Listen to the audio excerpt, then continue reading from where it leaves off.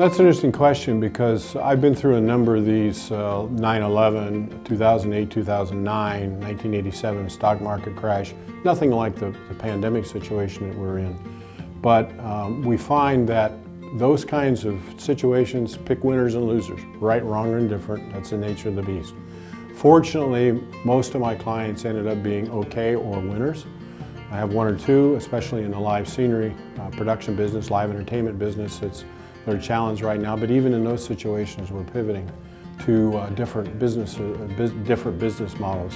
For example, in his situation, he's working with a fair number of large churches in the region because they're going to live streaming in that scenario. So now they need scenery, backdrops, those kinds of things. So he's using those talents that he used to build scenery for cruise ships, for example, or regional theater in that scenario. I have another client that extrudes polycarbonates.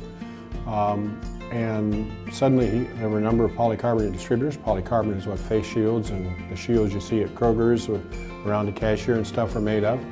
He suddenly had 6 or 7 new clients that called him and said, "We can't get extruded polycarbonate anymore. Can you supply it?" "Sure," he said. So he went to running 60-hour a week for the last, 16, 18 weeks, if you will.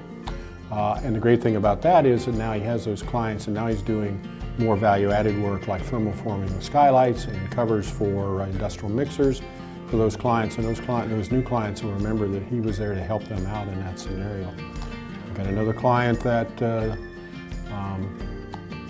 has a product that using hydrogen peroxide and ozone that will clear the air of bacteria and virus. It's actually been tested effective on COVID-19 between manufacturing, especially in the food processing industry. And he's also just won a major contract with one of the armed forces in that scenario. He had a successful business before, now it's just going crazy because a number of people he worked with before would not allow you to tell them that they may have a problem with microbes in their production facility. Now it's almost, I hate to call it fashionable, but it's almost fashionable. Oh yeah, we had a scenario, we're getting it taken care of. So it went from being an old advertising guy, went from bad PR to good PR in that regard and how to handle that. So those are just some of the examples of the individuals. I mentioned the IT companies that currently are blossoming because of the need for additional IT and additional security and cybersecurity inside of their client facilities. So that's just an example of a few. I think finally any of my clients that's associated with home remodeling or redoing a kitchen or building a new patio or whatever the case may be, those people are just going bonkers right now because people have been home.